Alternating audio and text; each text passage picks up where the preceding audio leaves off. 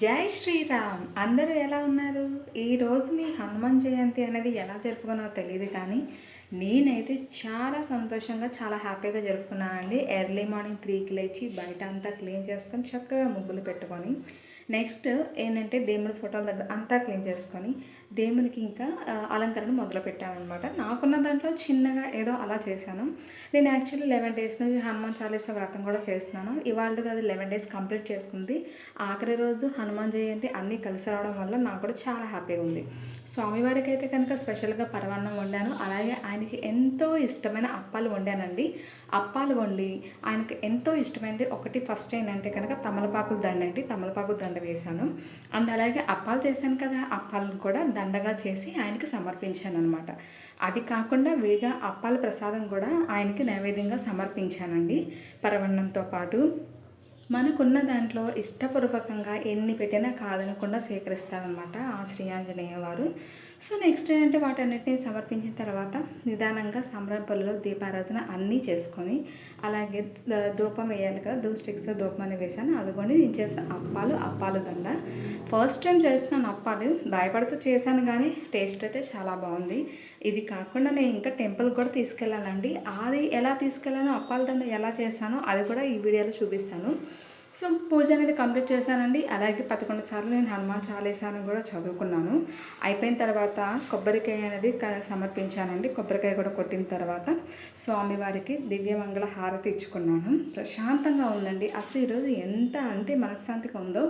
11 days నాకు ఎలా complete అయిందో కూడా తెలీదు. యాక్చువల్లీ 11 డేస్ హనుమాన్ చాలీసా వ్రతం చేసినప్పుడు నేను వీడియో పెట్టలేకపోయాను. ఏంటంటే నేను వీడియోస్ కోసం నేను ఈ వ్రతం చేయలేదు కదా. ఎందుకంటే నేను ఉన్న దాంట్లో ఏదో సైలెంట్గా చక్కగా ప్రశాంతంగా చేసుకున్నాను. అది అయిపోయిన తర్వాత మా ఇంటి దగ్గర ఉన్న హనుమాన్ వారి టెంపుల్కి వెళ్ళానండి. ఫస్ట్ అయితే కనుక 108 కలశాలతో పాలాభిషేకం చేయించారు. నేను కూడా వెళ్ళాను. నాకు అదృష్టం దక్కింది. ఆ స్వామివారికి పాలాభిషేకం నెక్స్ట్ పెరుగు అభిషేకం కూడా చేశానండి నా చేతులతో.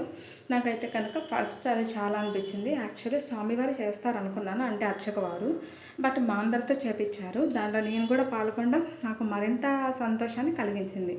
ఆ ఆంజనేయ స్వామి యొక్క కరుణ కటాక్షం నాకు ఉందని చెప్పి అనుకున్నాను. అది అయిపోయిన తర్వాత స్వామివారికి అలంకరణ చేస్తున్నానంటే సార్లు ఈలోపు ఇంటికి వచ్చి స్వామివారికి ఇష్టమైన నేను దండ ప్రిపేర్ చేద్దామని చెప్పి ఆలోచించాను. ఫస్ట్ పెద్ద స్వామివారు కాకుండా కింద చిన్న ఆంజనేయ స్వామివారు ఉంటారండి. ఆయనకి నేను తమలపాకులు ఉన్నాయి, అప్పాలు ఉన్నాయి. 2 విడివిడిగా కాకుండా నేను 2 కలిపి వెరైటీగా నేను ఒక దండ ప్రిపేర్ చేద్దామని వచ్చింది నాకు. ఫస్ట్ అయితే కనుక ఎడ్జ్లో ఒక బంతిపువ్వు పెట్టి తమలపాకులు కొన్ని గుచ్చి మధ్యలో 2 అప్పాలు పెట్టానండి. అప్పాల తర్వాత మళ్ళీ కొన్ని తమలపాకులు పెట్టాను. తమలపాకు అయిపోయిన తర్వాత మళ్ళీ ఒక బంతిపువ్వు పెడతాను. సో అట్లా ఏంటంటే ఆల్టర్నేట్గా ఒక బంతిపువ్వు, కొన్ని తమలపాకులు, మధ్యలో అప్పాలు, మళ్ళీ తమలపాకులు, మళ్ళీ నెక్స్ట్ వచ్చేసరికి బంతిపువ్వు, ఇట్లా నేను ఒక దండ ప్రిపేర్ చేశాను. ఆయనకి ఎంతో ఇష్టమైన 2 రకాల వాటితో కూడా నేను ఒకే దండ చేశాను అనమాట. చాలా బాగుంది కదా, మీరు చూడండి. మొత్తం కంప్లీట్ అయిన తర్వాత ఆ దండ అనేది అసలు చూస్తే చాలా బాగుంటుంది. అది కాకుండా ఆయనకి ఎంతో ఇష్టమైన జై శ్రీరామ్ అండి. ఆ మిగిలిన తమలపాకులతో మొత్తం అంతా నేను కనబడేలా కట్టి గంధంతో ఫస్ట్ జై శ్రీరామ్ అని చెప్పి రాసుకొని దానిపైన సింధూరంతో అతికిచ్చాను అనమాట. ఎందుకంటే నార్మల్గా సింధూరంతో రాసే కన్నా ఇట్లయితే చాలా చూడడానికి బాగుంటుందని చెప్పి నాకు ఎందుకు అనిపించింది. సో నేను ఈ విధంగా చేశాను. నాకైతే బాగుందనిపించింది, నచ్చింది కూడా. మీకు ఎలా ఉందో కూడా మీరు కూడా చెప్పండి, మీకు కామెంట్ చేయండి, ఓకేనా. ఇదిగో ఈ 2 దాంట్లో ప్రిపేర్ చేశాను అనమాట. ఎలా ఉంది, నచ్చిందా? చాలా బాగుంది కదా, అప్పాలు తమలపాకులు 2 కలిపి చేసింది.